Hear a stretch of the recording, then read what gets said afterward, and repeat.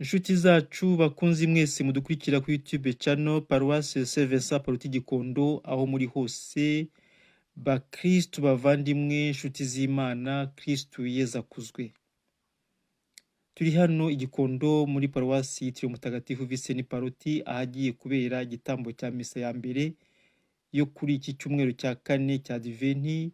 Ni icyumweru cya nyuma, icyumweru kitwinjiza mu munsi mukuru w'ivuka ry'umukiza wacu. Nubwo twagize umwanya uhagije wo kwitegura, iyi minsi isigaye itubere umwanya wo gushakashaka mu mitima yacu akanya Kristu azavukiramo. Uko duhibikana tugura ibirugu byo kubaka mu ngo zacu, tunahibikane dutunganya imitima yacu kugira ngo umukiza azabone aho avukira. Igitambo cya misa rero kigiye guturwa na Padiri Nsabimana Jean Pierre Mihigo, ni padiri mukuru wa Paruwasi ya Gikondo, naho korali agiye kudufasha guhimbaza igitambo cya misa ni korali Ingoro ya Nyiringoma ya hano muri Paruwasi Gikondo. Mugire mwese icyumweru cyiza, icyumweru gitagatifu, icyumweru gihire, kandi tuboneyeho kubifuriza kuzagira Noheli nziza. Muri kumwe na Joseph Mukiza hano Gikondo, ku buhanga bw'ivyuma muri kumwe na Yves Tumushimire. Mugira amahoro y'Imana. Umuhanuzi Mika twa gatanu umurongo wa mbere kujya ku murongo wa 4a, aho agira ati niwe usasana amahoro, intangiriro y'umukiro, isoko y'amahoro tuzabishakira hehe? Umuhanuzi Mika aradusubiza ati i Betelehemu niho tuzabona umutegetsi n'umushumba. Isomo rya kabiri usanga mu ibaruwa yandikiwe Abahebureyi umutwe wa 10 wa gatanu kugera ku wa 10 ryagira riti dore ndaje ngo gushaka kwawe. Mu magambo avunaguye Pawulo intumwa atwumvisha ko mu isezerano rishya gutura igitambo cy'ukuri ari ukumvira Imana na Kristo ubwe niko yadukishije. Evanjiri dusanga kwa Luka umutwe wa mbere 19:45 iragira iti Mariya arahirwa cyane kuko yemeye, akaba yarahebuje abagore bose umugisha. Umunsi wa Noheli uregereje, inkuru nziza niyi, Yezu araje. Twishimire kumutegurira inzira mu rukundo n'umutabera. Yezu yaje hehe? Yaje Betelehemu mu gihugu cya Yuda. Yezu yaje kwande? Yabyawe na Bikira Mariya wo mu muryango wa Dawudi. Mariya arahirwa cyane kuko yemeye kuvuga ahebuje abagore bose umugisha. Yezu yaje gukora iki? Yaje kumvira Imana muri byose. Ngurwo urugero yihitiyemo wazakiza abantu. Iby'Imana yasezanije umuryango wayo wigisha abahanuzi yarabikoze. Yaje mu bantu, yakiriwe na Mariya na Elizabeti. Kuva kuri Noheli ya mbere Yesu akomeza kuza mu bantu mu mbyaro z'ubu. Tube maso rero, twemere tumwakire uko twigaragarije. Ntazanga dutsinde, ahubwo aza kudukiza. Mu iteraniro ryacu dusaba Imana kwemera ko inzira y'umukiro ari inzira y'umusaraba.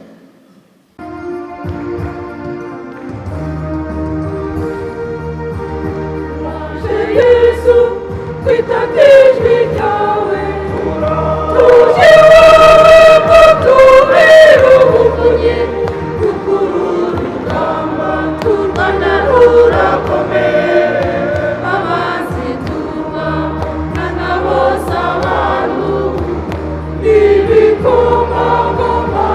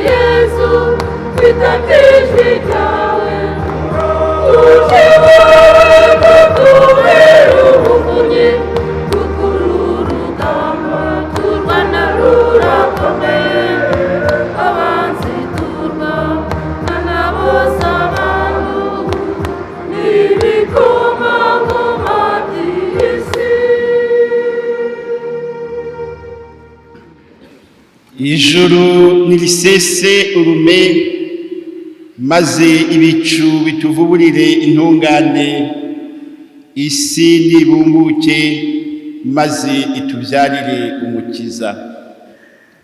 Ku izina ry'Imana Data na Mwana na Roho Mutagatifu. Inema y'Umwami wacu Yezu Kristu n'urukundo rw'Imana Data n'usabane kuri Roho Mutagatifu bihorane na amwe.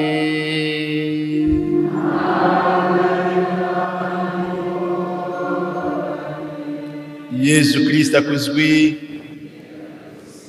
Duteraniye mu ngoro y'Imana muri iki gitondo ngo duhimbaze umunsi wayo, umunsi w'icyumweru.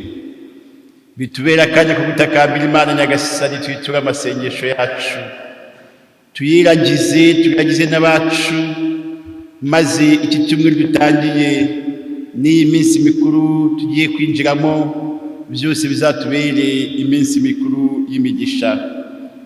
Uyu munsi tugeze ku cyumweru cya kane cya Adiventi, aho dukomeza kwitegura kwakira umukiza n'umucunguzi mu buzima bwacu. Iminsi yageze, iminsi yegereje ngo duhimbaze umunsi mukuru wa Noheli, aho umwana w'Imana agiye kuvukira mu buzima bwacu, agiye kuvukira mu mateka yacu, aje kuvukira mu miryango yacu no mu ngo zacu kugira ngo adutagatifuze, maze ahari umuvumo ahashyira umugisha, ahari agahinda ahashyira ibyishimo, ahari umwijima ahashyire urumuri. Aje atuzaniye Roho Mutagatifu, Roho w'Imana, ngo atuvugurure, atuyobore kandi adukomeze, maze mu buzima bwacu bwose turusheho kurangwa n'urukundo kandi turusheho gutunganira Imana mu byo dukora byose. Dusabire muri iki gitambo cy'Ukaristiya ijambo ry'Imana tuza guhabwa, Ukaristiya ntagatifu tuza kwakira, bifashe buri wese kurushaho gutegura umutima we, kurushaho kwitegura neza, maze koko iyi minsi mikuru ya Noheli n'Ubunani bizatubera iminsi mikuru y'imigisha, bizatubera iminsi mikuru yo kwegera ubwiza bw'Imana, kandi ubuzima bwacu burushaho kurangwa n'amahoro n'ibyishimo bituruka ku ijuru. Iyi misa yasabwe n'umuryango wa Venuste Karera.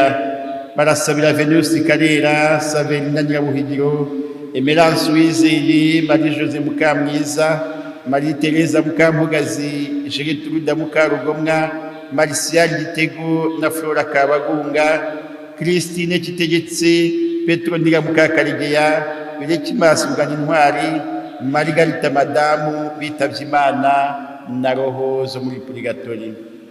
Yasabwe kandi n'umuryango wa Evariste Sebahutu.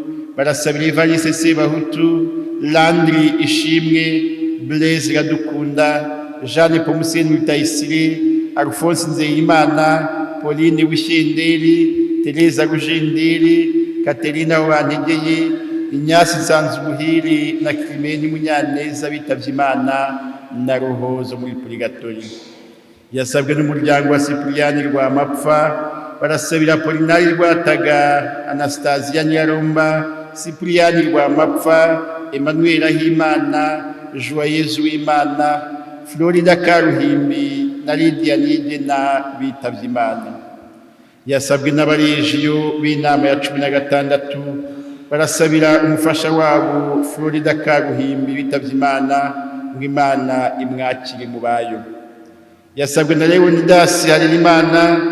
Arasabira umubyeyi we Leocadia Kabihoho, abavandimwe be aribo Alex Nsengiyumva, Vestina Uwambayinema, Theogene Iradukunda na Claveri Ntakaburimvano bitavye Imana. Abo bose tubaheke kandi tubazirikane mu isengesho ryacu ryo kuri uyu munsi. Tubanze dusaba imbabazi ibyaha byacu, isengesho rize kuba dufite umutima usukuye. nemereye imbere y'Imana ishobora byose ko nacumuye rwose mu byo natekereje, mu byo navuze, mu byo nakoze no mu byo nirengagije gutunganya. Koko naracumuye rwose, nicyo gituma ninginga Mariya mutagatifu mubikira iteka n'abamarayika bose n'abatagatifu bose, namwe bavandimwe, ngo munsabire kuri Nyagasani Imana yacu. Imana ishobora byose nitubabarire idukize ibyaha byacu byose, maze izatugeze mu bugingo bw'iteka.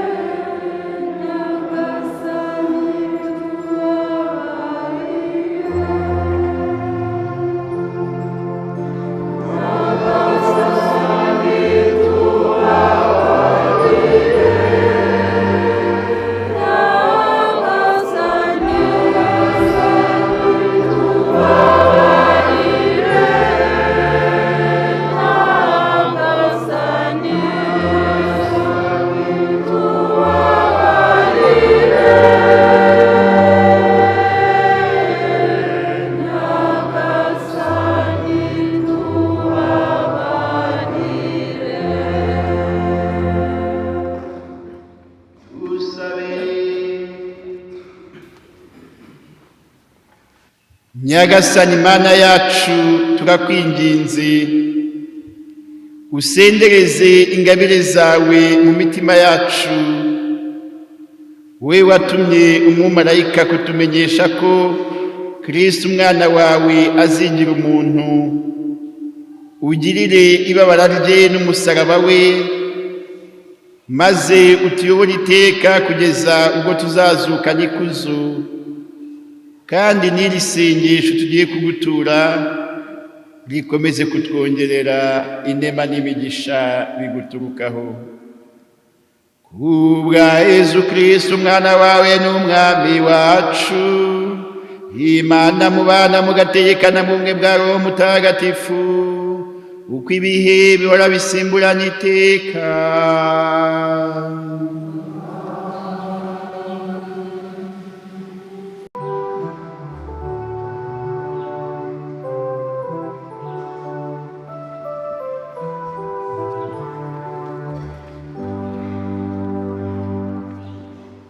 Isomo rya mbere. Isomo ryo mu gitabo cy'umuhanuzi Mika. Uhoraho avuze atya: naho wowe Betelehemu Efurata, uri muto cyane mu miryango ya Yuda, ariko iwawe nzahavana ugomba gutegeka Isiraheli. Inkomoko ye niyo hambere mu bihe bya kera cyane. Nicyo gituma Uhoraho azatererana kugeza igihe ugomba kubyara azabyarira, maze udusigisigi tw'abavandimwe be dusange Abayisiraheli. We rero azemarara aragira ubushyo bwe, abikesheje ububasha bw'Uhoraho n'ubuhangange bw'izina ry'Imana ye. Icyo gihe bazashinga imizi ko azakomera, akanategeka kugera ku mpera z'isi. Ni ubwe uzazana amahoro.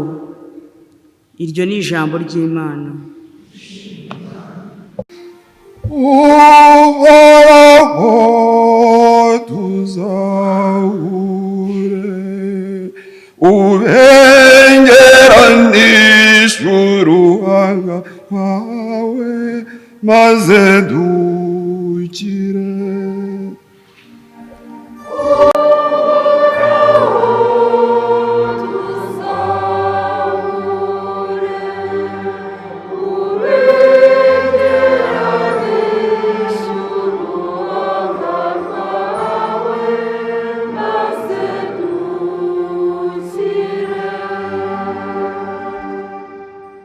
Mushumba wa Israheli, tega amatwi, wowe utuyobora nk'ubushyo, garagaza ububasha bwawe, maze udutabare.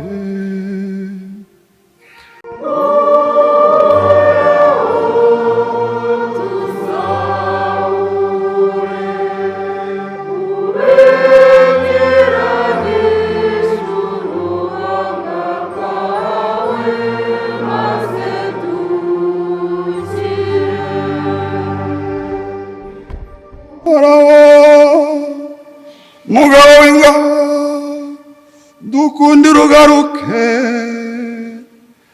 urebere mu ijuru witegereze, maze utabare uwo muzabibu, urengera igishyitsi witereye.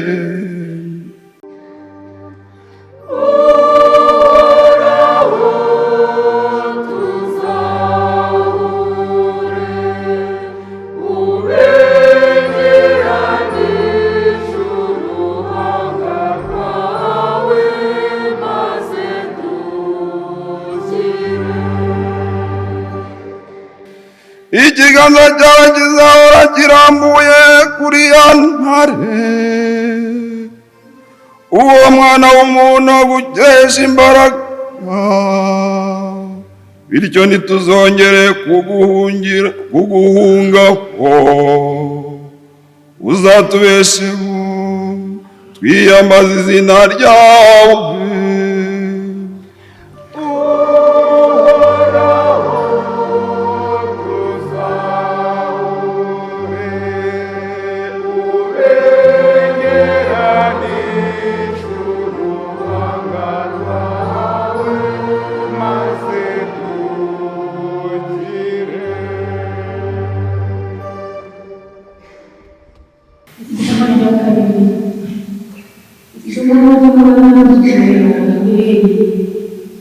Hanyuma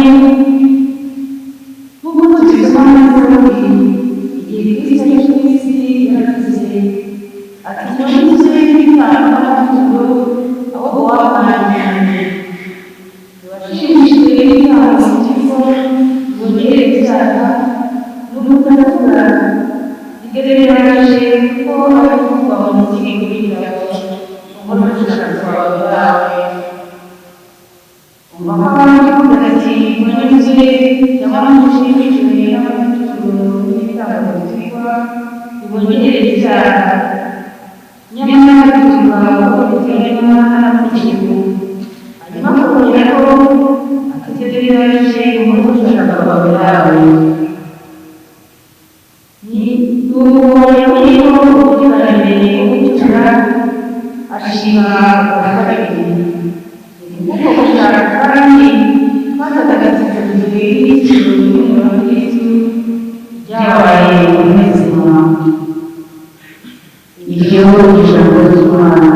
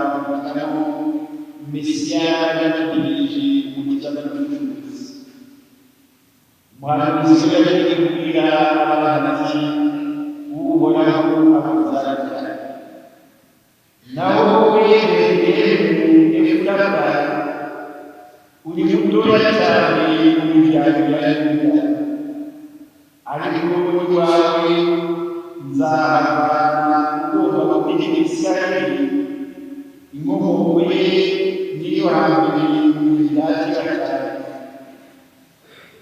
Betelehemu Efrata niwo wari umugi mutoya kari agasuzuguritse kari abantu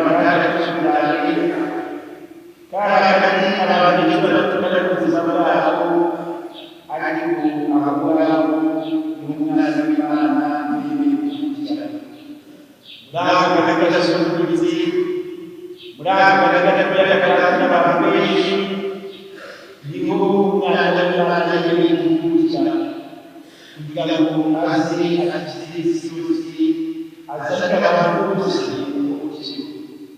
uko tuzabibona rero iteka ryose uyu mwana w'Imana aza yikurira imiyoborere yikurira ibiciro akigaragaza n'ibizaba zisubize abantu baragaciro bigadufasha kumva ko byaba ibintu dusuzugura byaba ibisubizo by'abantu maso y'abantu akenshi n'umwana w'Imana akoresha kugira ngo tugeze mu gusubira kandi bagaragaze ubuzima bwawe bw'ibintu gusuzugura uzirinde kugurisha agaciro uzirinde kugira gushyira ku bandi barakwiriye kugurisha ubwawe cyangwa bagize akenshi Imana yacu n'umwana byinjira mu byinshi bugufi byinjira mu bintu by'abana niba batubwira batuma Imana yabiyoboza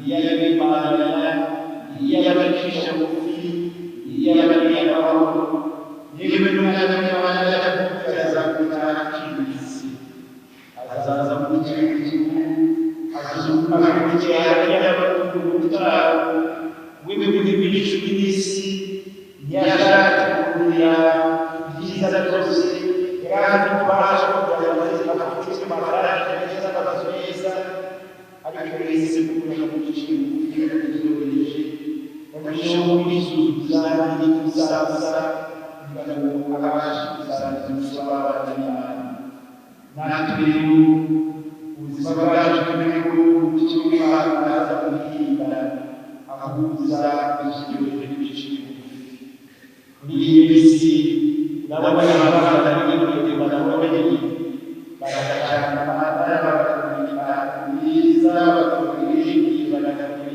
birinda n'abagasanga n'ababawe n'Imana niba barazi ikimuri n'ubuzi cyangwa cyazasiga ahubwo barabaye kwishakisha ibijyanye n'ubucuruzi n'abarakora ikinezi natwe n'ubukora imiziziro yacu bikorwa ko turi umutima ariko n'ubwenge cyane n'ibyiza n'ishashagara ahubwo tuzirikane umwana w'Imana aza kwishimira aza akabwira kubyara ikintu akagaragara n'amaturo n'abaturage n'abana n'Imana mu mucyo w'ijuru n'isomo rya kabiri twabise ibaruwa yandikiwe abantu benshi niba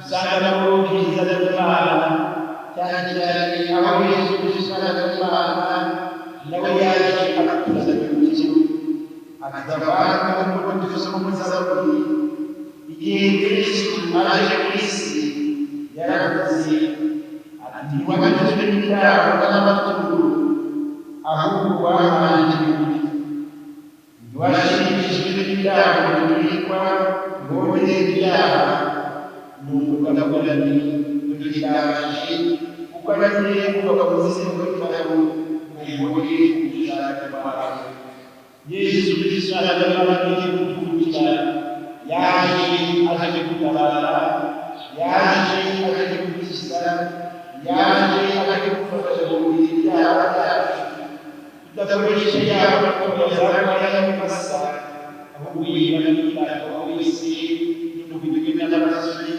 arakibyaga kugira ngo ibyaha bisibuye ibyaha by'abaturwa cyangwa se ibyaha by'umubiri ibyaha nabizo kugira ngo Isirayeli abana b'Imana bafataga kuza gusengera baza n'abaturu ari masanina n'amakuru bagatura icyaha cyabo ntibabone ibyaha byabo bagasenga Imana yabo kuranga ibyaha bitwikwa.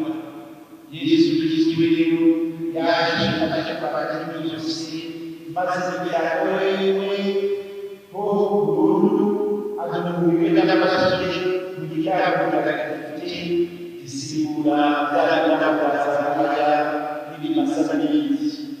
Natwe byose dukutana ku Kristiya bakifatanya Yesu Kristo kugira ngo mu gitambo cy'agati tubashe kwitanga Imana n'abacu ubuzima bwacu bwaraje bukagenda.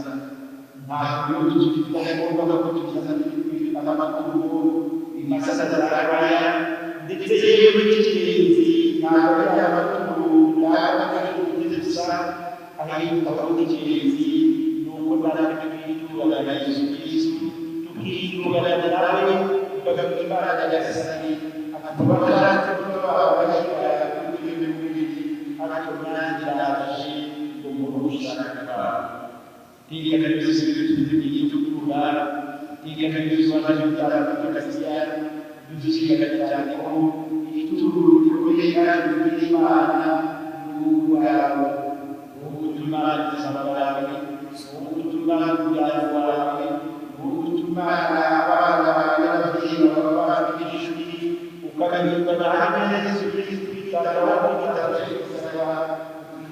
Yesu Kristo cyangwa Kristiya kugira ngo nawe ubashe kugira Imana maze ubuzima bwawe buzima Imana kandi ukomeje kumubyeyi ukomeze ziranga n'abantu bigishwa n'ibintu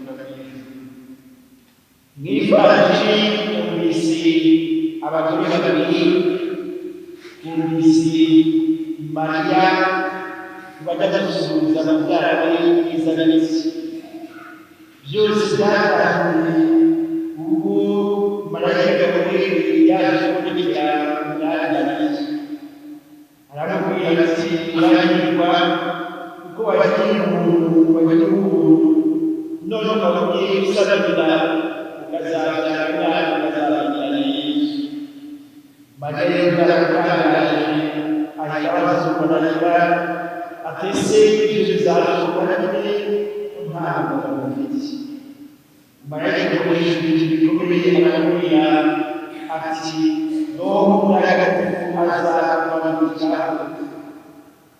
Kuva rero umunsi Roho Mutagatifu yamanukira kuri Bikira Mariya agasabanira Bikira Mariya yujuje Roho Mutagatifu. Yujuje Roho Mutagatifu maze nawe ibintu byiza byose akabirana ndetse n'abakiri bakamubwira ngo namubyara wawe Elizabeti wa wundi wahoze ari ingumba dore nawe agiye kubona ibimenyetso byo kumwiyarira nawe yasamira mu kwezi kwa gatandatu. Mariya yaje kubona ibimenyetso byo Mutagatifu ntabwo yagiye kandi akajya gusura mubyara we Elizabeti akora umurete bakatubwira ko yakoze ibintu hasi mu miryango agiye gusubiza mubyara we Elizabeti kuko yarabaze kugira ko yasabye afite ijana ndetse bakamufasha kurwanya azabasha kubyara neza nuko Mariya akabigenda banyura mu misozi miremire agana kwa Elizabeti. Ariko ibintu bishimishije nuko bamubwiye Mariya yujuje Roho Mutagatifu kuko yari yasabiye imyaka asabishije Roho Mutagatifu ngo asohoje kubyara Elizabeti undi Elizabeti yujuje Roho Mutagatifu ngo n'umwana atwite atangira gusimbagana n'ibyishimo mu nda ye. Nibwo Elizabeti yatangiye kurangurura atangira kurangurura abwira na Mariya ndetse n'abazi arangurira bamubwira ati wahebuje abagore gusumisha n'umwana munini arasingizwa. Jeka Mariya yaragize amateka arakunyura babizi kubera ko Mariya yasubije Elizabeti akamuha Roho Mutagatifu wa mwana ajya yabwiye amasabye baramubwira gufata w'amwana babagize n'abakunzi n'abagisha bose bakadushimishwa bakagaragaza ibyishimo bishira ibikorwa byiza n'agasazanye abagiriye n'ibyiza n'ibijyanye n'abagisha kugira ngo n'abagenzi banjye akiriye dore barimo bitandatu yawe umwana Yesu bazagirisha mu nda yanjye urahirwa wewe kwizwa n'ibirori n'agasazanye uyu munsi kuba bagiye kwizihiza ni umunsi mukuru wo kwakira ubutagatifu ni wabo Imana n'abatagatifu batugiye bitagatifu kandi Imana ni wabo mutagatifu umuyoboye kugira ngo baje kushobora kubyara ndetse abasha kuganira nziza iyi minsi tugiye kwizihiza ni iminsi yo kwakira ubutagatifu kwakira waba n'umwana w'Imana uri kudukurikira ubibigana Mariya bifuza ibizana n'ibitagatifu dusabire gukundana iyo wahawe umutagatifu wishyira mu rukundo uroho mutagatifu natwe tugiye kwakira kwakira n'Imana ni wawe uri kudukura ni wawe uri kudutora ni wawe uri kudukurikira ni wawe uri kudufasha kugira ngo duhinga imwe mu ngabire tuzahabwa muri iyi minsi ya Noheli ni ingabire y'umuhamagaro w'umutagatifu twakira umwana w'Imana aza kutuzana nk'uko Elizabeti yasubije Mariya asaba gushora umutagatifu w'Imana w'Imana Yesu Kristo w'imyenda Mariya niko natwe muri iyi minsi ya Noheli y'umwana n'uzakira ubuzima bwawe umwana w'Imana n'ibikuvugira azagusagazaho umutagatifu nawe akongera ingabire z'Yesu cyane cyane maze ibikorwa by'Imana wowe n'ibikorwa by'urukundo rwayo n'ibindi bikorwa byiza n'ijuru ni roho w'Imana utuvugurura ni roho w'Imana utuyobora ni roho w'Imana utubaruhura ni roho w'Imana utuguza iminsi ya Noheli tugiye kwizihiza umwana w'Imana tugiye guhabwa emera wakira umutagatifu uroho w'Imana utuvugurura wifuza kubaho tuzakubaho wifuza kubaho umugiye n'ibishima by'isi wifuza kubaho nta rukundo kifitemo nta mbere y'akugira ngo kifitemo kwakira Yesu Kristo ubuzima bwacu kumushyira no kwakira roho mutagatifu tuzazanye roho w'ubumenyi roho w'imbaraga roho w'ishimo roho w'urukundo akatuvura akatugira abashya akatugira abana n'abanyeshuri maze ubuzima bwacu no kugira imbaraga no kugira bifurije no kwizihiza Noheli nziza neza mwaka wese yakimana n'Imana n'abarire wese yakimana n'Imana n'ubuzima bwe kandi wakimana n'Imana wasabwe bwawe mutagatifu wuzuyeho mutagatifu urubuga mutagatifu impangano mutagatifu roho w'Imana uwifunda roho w'ibyishimo n'amahoro roho w'utwaka w'Imana ukarangwa n'urukundo iminsi ya Noheli iminsi y'ukuyoboka kw'isi abasha kugira mu gikorwa cy'urukundo urukundo tutegereza naho mutagatifu iminsi ya Noheli ni umunsi wo kwibuka abana ni umunsi wo kwibuka abacitse ni umunsi wo kwibuka abababaye ni umunsi wo kwibuka abarwayi ni umunsi wo kuzirikana bose abakozwe abanyabuzima ababigiraho abaganga yenda abafite uburwayi bizihiza neza ya Noheli mu kuzirikana urukundo rwazanywe n'umwana w'Imana uza abantu mutagatifu barashimutagatifu cyangwa uzana iminsi ya Noheli y'umwami badakomeze igikorwa cy'urukundo uzana kandi uwabuze icyo wakora igabanya w'Imana igabanya w'umutagatifu wahanga n'Imana tuzazanye azakwira azakurikira aho wabona igikorwa cy'urukundo yenda no gusukura y'ubutwari, yenda no kujya ku bikorwa y'ubutwari, yenda no kujya gusura inzu yiwe, yenda no kuzirikana abana b'abahanga, yenda no kuzirikana ibintu babasuye ibiyobyabwenge cyangwa se izikiro z'abisi, yenda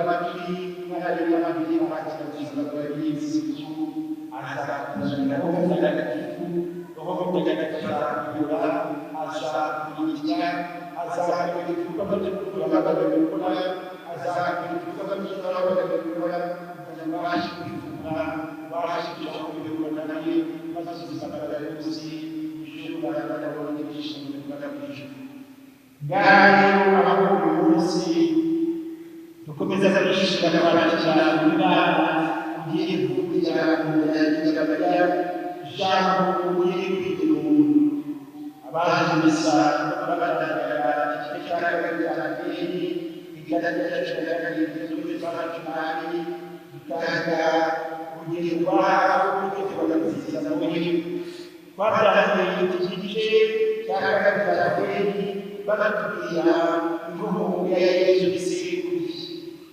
bakatubanira bakaba yabyaye Isaka Yakobo gukomeza dukomeza kugira byose bakatubwira igisekuruza cya Yesu ariko kandi twitegereje dusanga ibyo bisekuru bya Yesu aho Yesu yavukiye ntabwo hari abashyashya ntabwo ari umuryango w'umugande ahubwo umuryango w'umudugudu barabizi by'abantu yavuze Abraham yaragiye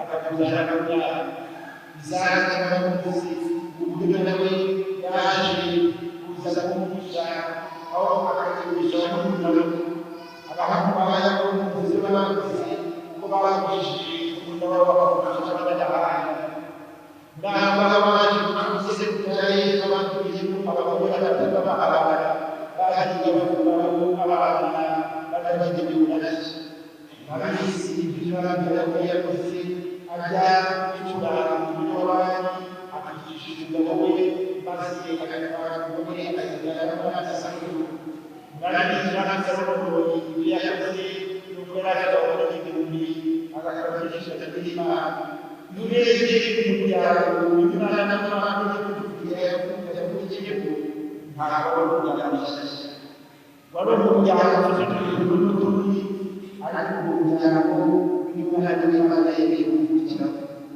bivuga ngo Imana n'Imana bategereje muri isi uje kutuvugira aje kutuvugira mu muryango yacu Imana n'Imana azabona kugira ngo yajya ntabwo azabona kutugira neza uyu mwana n'Imana bategereje aje kugira kutuvugira mu muryango yacu aje kugira kutuvugira mu mabiri yacu aje kugira kutuvugira mu ngo zacu aje kugira kutuvugira mu mitima yacu kugira ngo yitange tuvuze ahari umuvumo ahashimisha ahari agahinda ahashyikishimo ahari ibigurishwa n'ibyo n'ibyaha ahashyirwa kwitegeka kwa Yesu Kristo muri twe nziza n'ukwemera kwacu mu mitima yacu n'ukwemera kwacu mu mateka yacu n'ukwemera kwacu mu miryango yacu maze agatanga tuvuze akenshi ibyaha yacu n'abana n'ibyaha byose n'ibyaha n'abana ntabwo aje kwirira ahubwo aje kugaragaza ibyaha yacu ngo ahari umuvumo ahashyikisha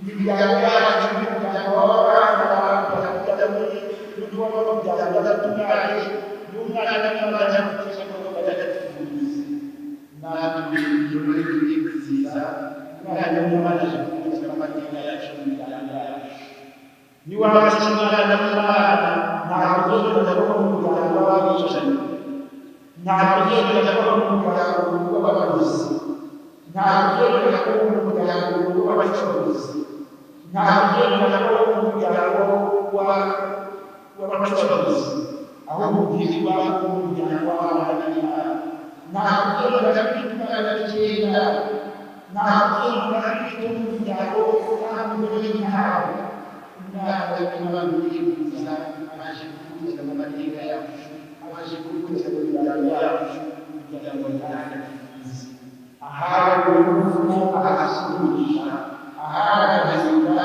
ahakikishimo ahari kuba ntabwo n'umwira avuga na muri Isirayeli kwandikira ku mwana wahasi n'ibyo ntabwo ko umwana wavutse mu ndaya ntabwo ko umuryango w'abakozi ngiye kwita umwana w'Imana wikishije Yesu Kristo n'Imana waje kutuza amateka yawe waje kutuza ubuzima bwawe waje kutuza umuryango w'abandi b'urwanyu kugira ngo abaparadifuza bifuje rero Noheli nziza iyi Noheli nziza azababere Noheli nyinshi iva ku giti dore umuntu iva ku giti dore umwana w'Imana yaje wikomeza kuyakora agahinda wikomeza kuvuga ko agenda muri kasi ibiri wikomeza kuvuga ko umuryango w'abavuye wikomeza kuvuga ko umuryango w'abatunganye ugiye umwana w'Imana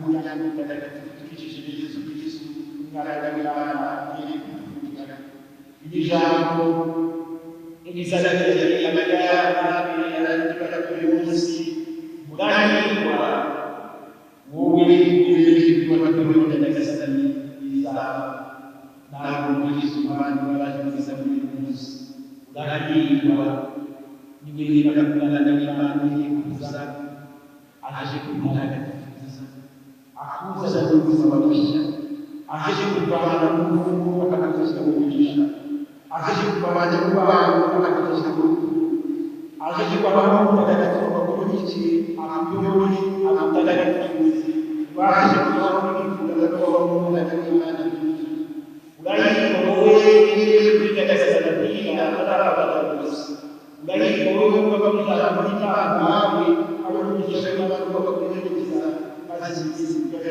n'umwami bakazisukurisha bakazisukuye roho mutagatifu bakakuyobora ubuzima bwawe bugahindura bikikije Yesu Kristo umwana wawe wawe ugegaragariza akakikije y'umwana w'Imana bikikije gavamati n'utwara n'Imana bikikije gavamati babamufunga na rimwe babaye babakasi na rimwe babaye babakagenda na rimwe babaye babakubamba na rimwe babaye mubifunga na rimwe maze nari abamwana n'Imana n'ababishu n'ababishu ubuzima bwanjye bukashobora kumugatifu nkarushaho kurangwa n'ababishu maze abantu zikashobora kugira Imana y'ububari bifuje rero icyo gitagatifu iminsi cyangwa Imana wawe utagatifuze ukageza agatifu wawe bifasha kugira iminsi kugira ngo umwana azashishikarize ahubwo niba twakira umwana w'Imana ugiye kutuvugira niba twakira umwana ugiye kutuvugira akaza akabana akayakura yacu akabakuza akaba mu miryango yacu akaba mu mateka yacu akayagatifuza maze tukabaho Rwanda n'abanyagihugu kuvuga mu ijuru tuyobowe n'abamugatifu wawe maze nyagasani ubundi bw'ijana maze iminsi izatwabikisha buri wese tugendera kandi tukagana n'umutagatifu kandi iminsi tukagaragara n'umwami izakomeza kuturinda kubw'ibyishimo amahoro n'umunezero tukaga mu ijuru nyagasani Yesu n'abanyamahanga waruki baramazi n'abacu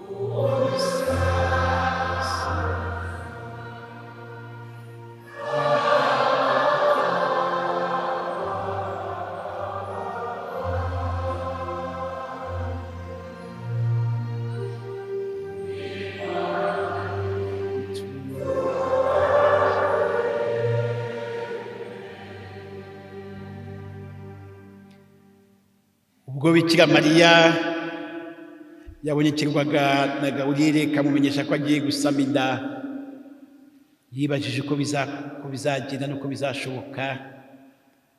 Marayika aramubwira ngo Roho Mutagatifu azakumanukiraho.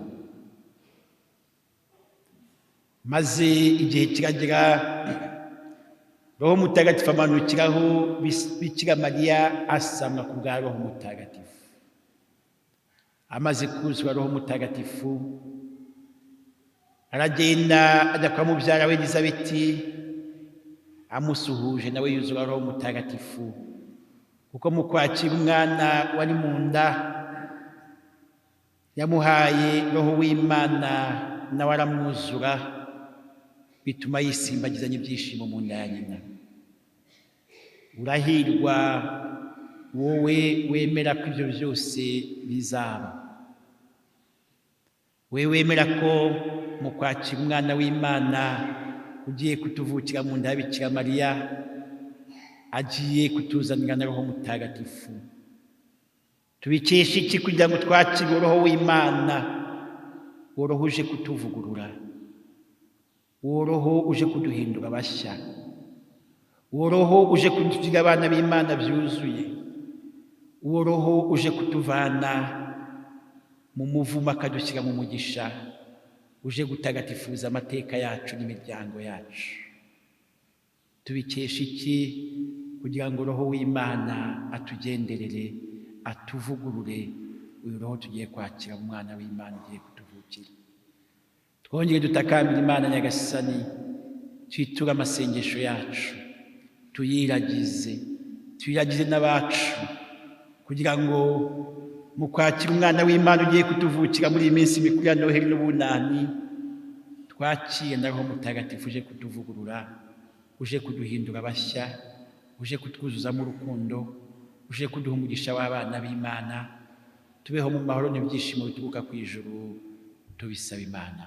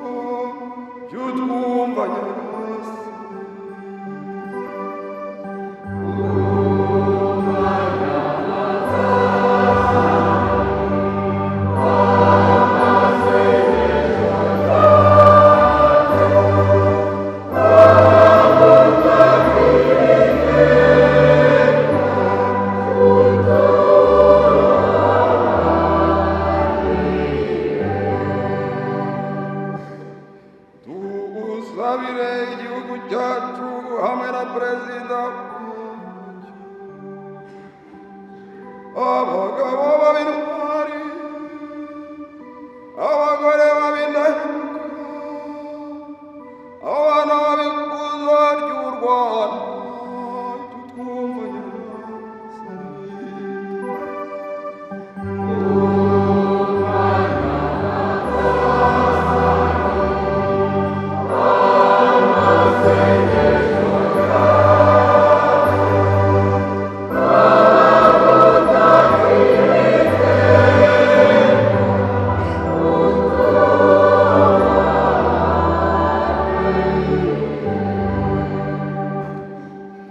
gusabira abantu bose bari mu ntambara n'imidugararo, amaza ya Nyagasani azanire amahoro, urumuri rwe rubamurikire mu nzira zabo, jya utwumva Nyagasani.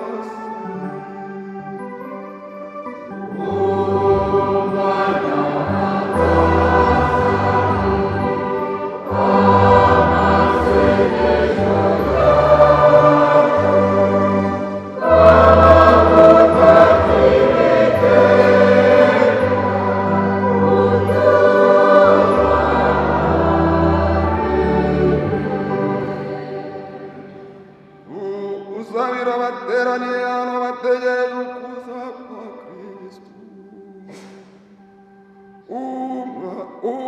ituro ry'umubiri we n'amaraso ibatere gukora iteka icyo Imana ishaka, jya utwumva Nyagasani.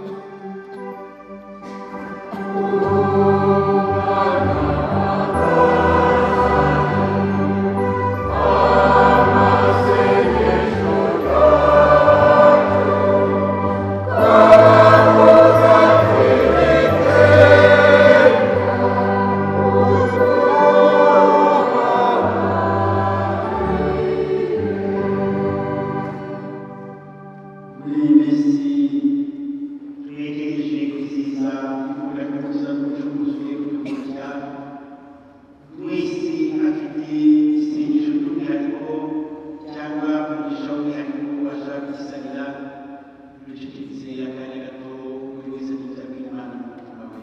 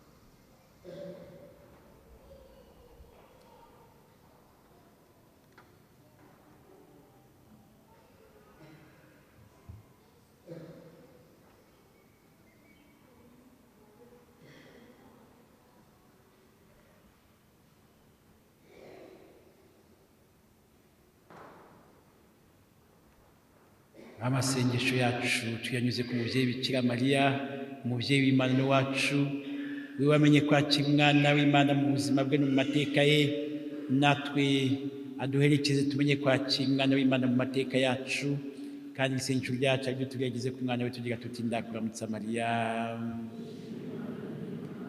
wahebuje abagore bose umugisha, na Yezu umwana wabyara asingizwa. Mariya mutagatifu umubyeyi w'Imana, uraje dusabira tw'abanyabyaha kuri ubu n'igihe tuzapfira. Bikira Mariya utasama mu icyaha, umwamikazi w'intumwa, umwamikazi utabara Kristo, umwamikazi ugira inama nziza, umwamikazi wa Kibeho, umwamikazi w'amahoro, Yosefu mutagatifu, bazina bacu batagatifu, batagatifu namwe batagatifukazi b'Imana, tubisabye ku bwa Kristo umwami wacu.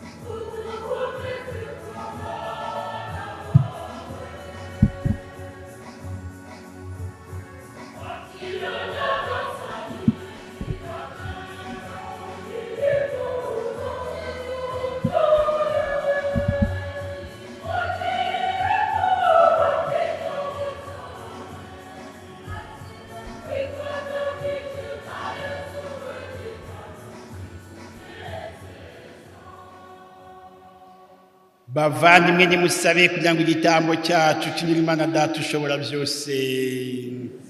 Igitambo tumuhereje gihesha izina ry'ibisingizo n'ikuzo kandi kitugirira akamaro n'ikiriza yose.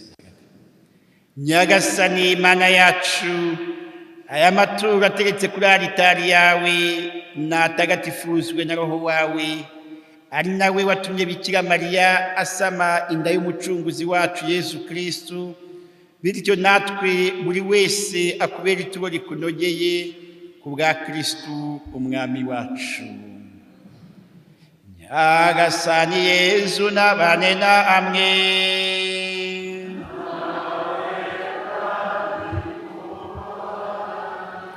Imitima yanyu nihugukire iby'ijuru.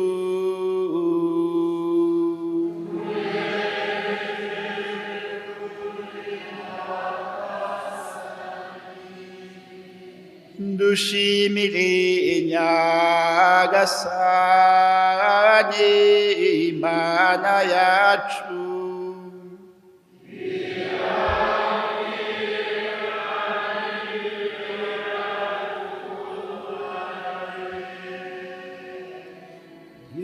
Koko birakwiye kandi biratunganye, ni ngombwa kandi birima agakiza ko tugushimira iteka kandi n'ahantu hose, Nyagasani dawe nyir'ubutagatifu, Mana ishobora byose, ugahora witeka. We wari usanzwe utagaragara muri kamere ye, yatwigaragarije muri kamere yacu mw'iyobera hariho abahanuzi bose bahanuye bamurata. Umubyeyi Bikira Mariya akamwakirana urukundo rutagereranywa. Yohani Batista akamamaza ko yegereje kandi akamwerekana nawe amariye kuza. Ni nawe kandi uduhaye kwitegurana ibyishimo iyobera ry'ukuvuka kwe, kugira ngo azasange turi maso dushishikariye gusenga kandi duhimbajwe n'ibisingizo bimurata. Nicyo gitumye twifatanya n'abamarayika n'imitwe kandi yose y'ingabo zo mw'ijuru, tukarimba igisingizo cy'ikuzo ryawe, tuvuga ubudahwema tuti: Sanctus, Sanctus, Sanctus, Sanctus Dominus, Deus Sabaoth.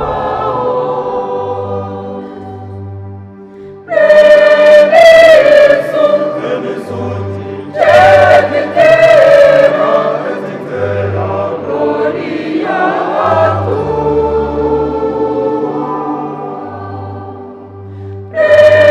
Plenius sunt, et in terra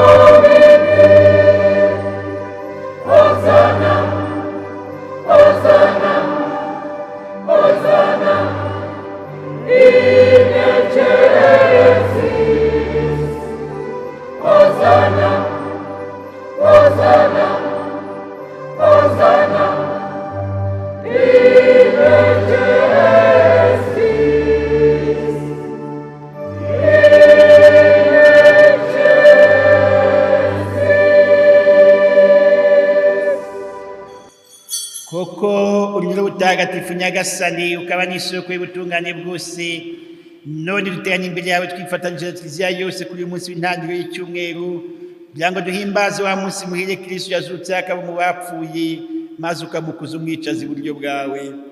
None rero mubyeyi wacu turagusaba tumwisunze, gusakaze roho wawe kuri aya maturo maze uyatagatifuze, kugira ngo ahinduke atubere umubiri n'amaraso bya Yezu Kristo umwami wacu.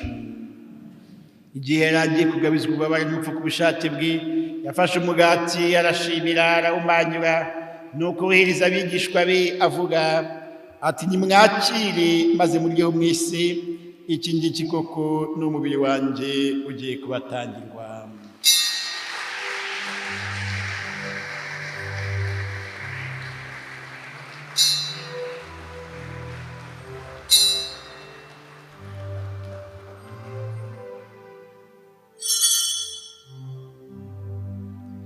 Nk'uko yari amaze kubigenza barangije kurya, afata inkongoro none arashimira, nuko ayihereza abigishwa be avuga ati nimwakire maze mweho mwese, iyi ngiyi koko ni inkongoro y'amaraso yanjye y'isezerano rishya kandi rizahora witeka, agiye kubonerwa mwebwe n'abandi bose kugira ngo mugirirwe imbabazi z'ibyaha. Ibi mujye mubikora mu rwibutso rwanjye.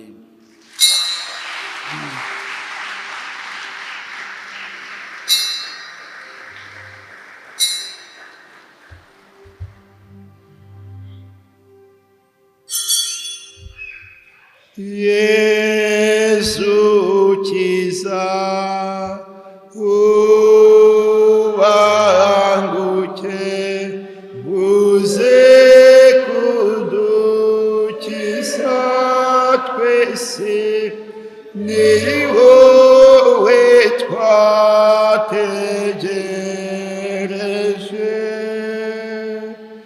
Hashize iminsi myinshi tukwifuza uko tungana,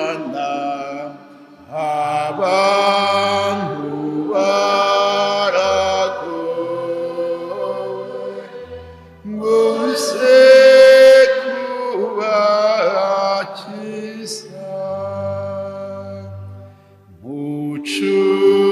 Mucunguzi w'abantu, nguze kudukiza twese, Yesu mwana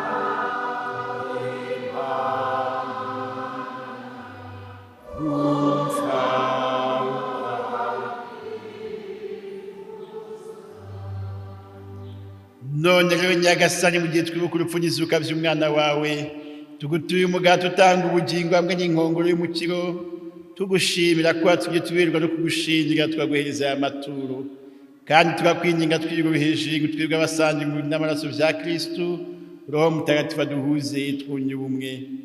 Nyagasani w'icyo kiliziya yawe yogeye ku isi hose, maze uyiguhora ijya mbere mu rukundo, hamwe na Papa wacu Francisco, umwepiskopi wacu Antoni, Kardinali Kambanda n'abatorewe umurimo wa Ritari bose.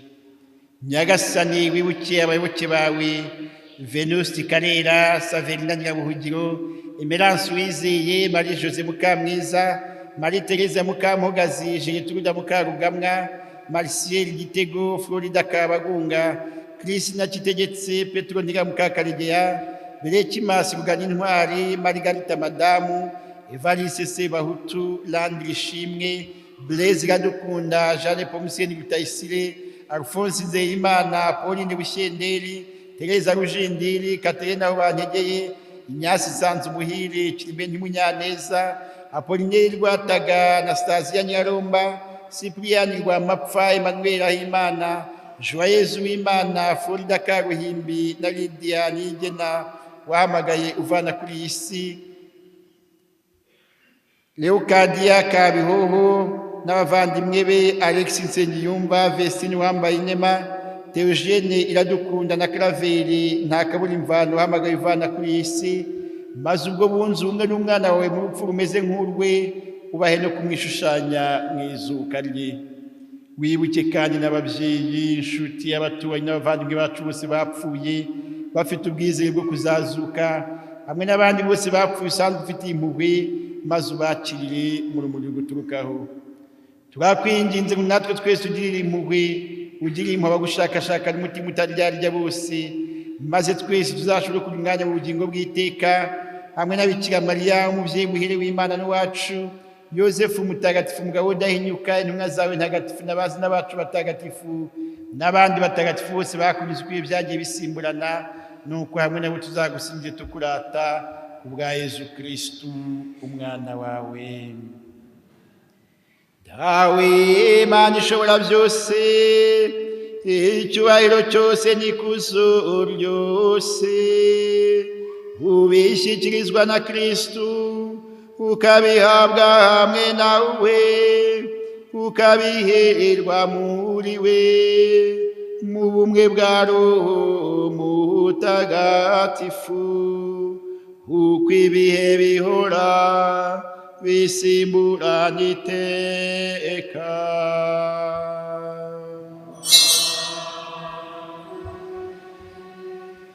Nk'uko twabibwirijwe n'Umukiza akanabidutegeka, nicyo gitumye dutinyutse kuvuga tuti: Dawe uri mu ijuru,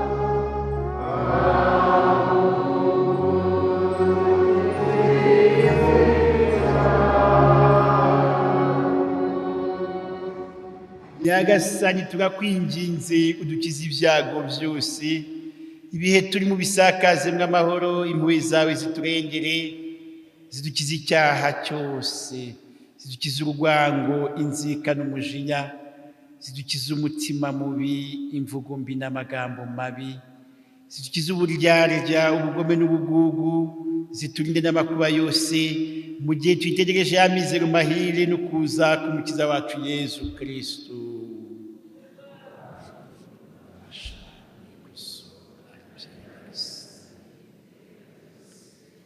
Nyagasani Yezu Kristu wabwiye intumwa zawe uti: mbasigiye amahoro, mbahaye amahoro yanjye, ntiwite ku byaha byacu, wite kwemera kwa Kiliziya yawe, maze ku bushake bwawe uyihe amahoro kandi ibumbire mu bumwe, wowe ubaho ugategeka iteka ryose. Nimugire iteka amahoro ya Nyagasani.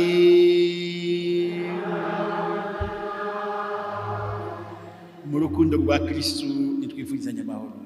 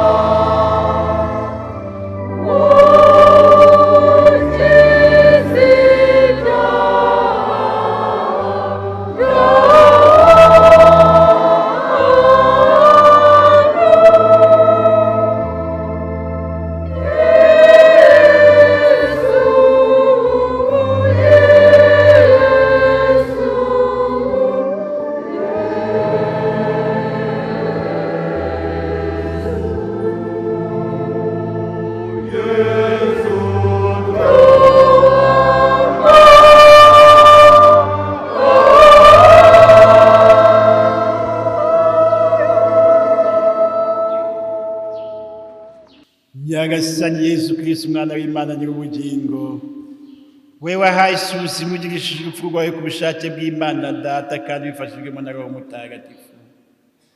Dukize ibyaha byacu byose n'ibyago byose, bidukirisha umubiri wawe n'amaraso yawe, maze uduhigura dukomeye ku mategeko yawe no kutagira ubwo twitandukanya nawe bibaho. Turahirwa twebwe twese abatumiwe ku meza ya Nyagasani, dore ntama w'Imana, dore Yesu Kristo, dore ukiza ibyaha by'abantu.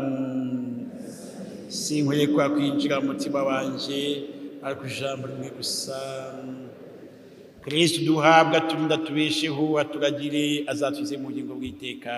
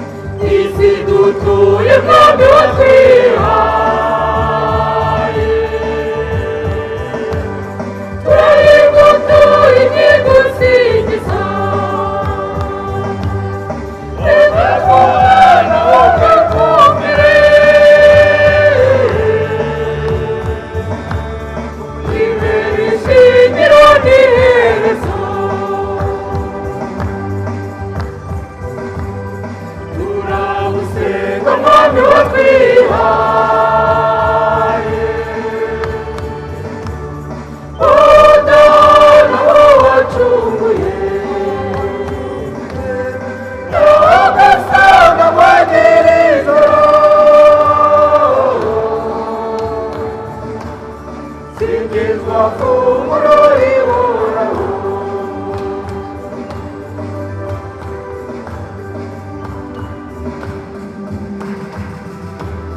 Kiliziya yawe mwami watwihaye, turayigotoye maze isugire, twize abashumba n'abayoboke,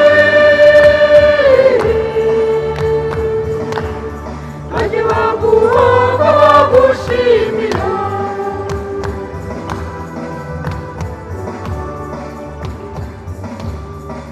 Turagusenga mwami watwihaye,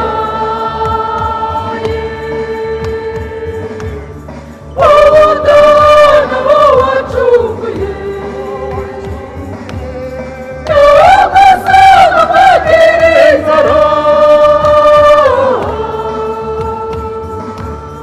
singizwa funguro rihoraho.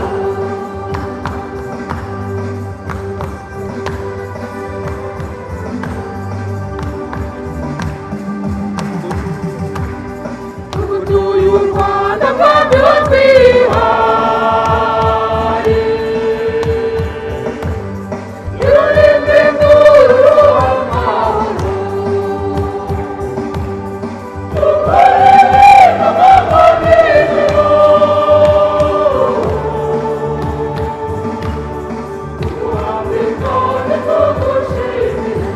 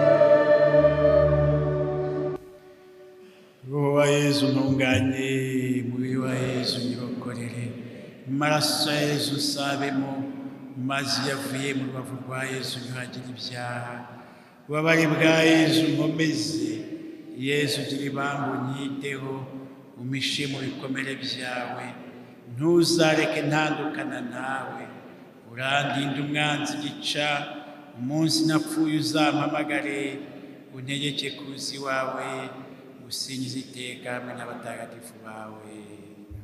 Thank you.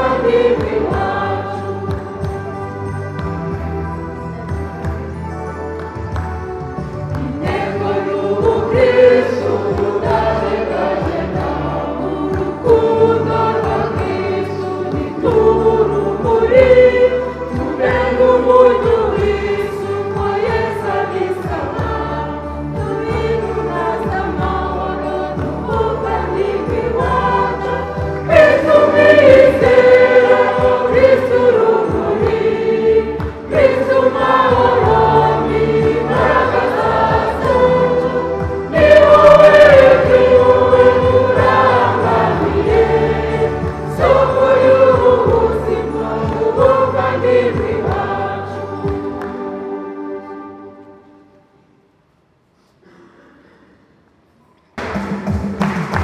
Yaduhaye roho we ngo dushire ubwoba, n'urukundo n'urumuri tuvugiramo tuti dawe muteye. Ndashimira Imana umuremyi wacu nzamwamaza iteka, n'umubyeyi wacu amenye ikidukwiye nzamuramya igihe cyose. Ndashimira Imana umuremyi wacu nzamwamaza iteka, n'umubyeyi wacu amenye ikidukwiye nzamuramya igihe cyose. dore umukobwa w'isugi agiye gusama akazabyara umuhungu uzitwa Mana turi kumwe. Dusabe. Mana ishobora byose, turakwinginze twebwe abo umaze guha ingwate y'ubugingo bw'iteka, uko tugenda twegera umunsi mukuru w'agakiza kacu, abe ari nako turushaho gushishikarira guhimbaza ku buryo bukwiye ibibera ryo kuvuka k'umwana wawe, we ubaho agategeka iteka ryose. Dukomeje kubifuriza adveni nziza, tubifuriza iminsi mikuru myiza ya Noheli n'ubunani, iminsi mikuru izatubera iminsi mikuru y'imigisha. Umwana w'Imana uje adusanga ntabwo aje kwitembera, aje atuzaniye umukiro, aje kudutagatifuza, aje kuduhindurira amateka kugira ngo tubashe kurushaho kubaho mu mahoro no mu byishimo bituruka ku ijuru. Tuzirikana ko n'igikomeye atuzaniye Roho Mutagatifu ngo atuvugurure, atumurikire, atuyobore, adutumare ubwoba, adukomeze, maze ubuzima bwacu bwose burusheho kunogera Imana no kunogera abantu. Urahirwa wowe wemeye ko ibyo Nyagasani yatubwiye bizaba. Nimuhaguruke dusabe umugisha w'Imana. Isengesho rya Yubile. Nyagasani Imana mubyeyi wuje urukundo n'impuhwe, twagushimira ko watwohereje umwana wawe Yesu Kristu, yasamwe ku bwa Roho Mutagatifu, abyarwa na Bikira Mariya. Ijambo rye riratumurikira rikayobora intambwe zacu. Amasakaramentu duhabwa muri Kiliziya ye, ku musaraba Yesu Kristu yadutsindiye icyaha n'urupfu,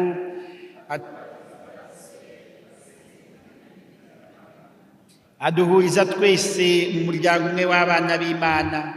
Mu izuka rye n'izamuka rye mu ijuru yatwuguriye amarembo y'ubugingo. Uko tumwiyambaza aradutabara akaduhumuriza, niwe mahoro yacu. Mana mubyeyi wacu, shimirwa wowe duhaye guhimbaza Yubile.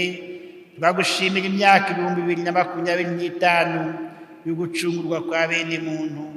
Turagusingiza kubera imyaka 125 inkuru nziza imaze igeze mu Rwanda. Turagushimira kubera abamisiyoneri ba Afurika bayituzaniye. Turagukuza kubera abantu b'ingeri zose bitangiye ubutumwa bwa Kiliziya. Nyagasani Imana, dukomeze mu kwemera, mu kwizera no mu rukundo. Duha kuba abahamya b'ukuri n'abagabuzi b'amahoro yawe. Uko bukeye dutera indi ntambwe mu nzira y'amizero. Roho Mutagatifu atumurikire, adukomeze mu nzira y'umukiro. Bikira Mariya nyina wa Jambo, umwamikazi wa Kibeho, udusabire. Amen. Nyagasani Yezu nabane namwe.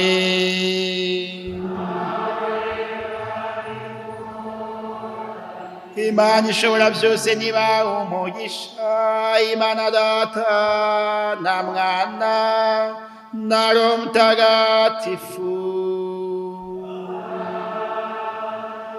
Nimujyane amahoro n'ibyishimo bya Kristu.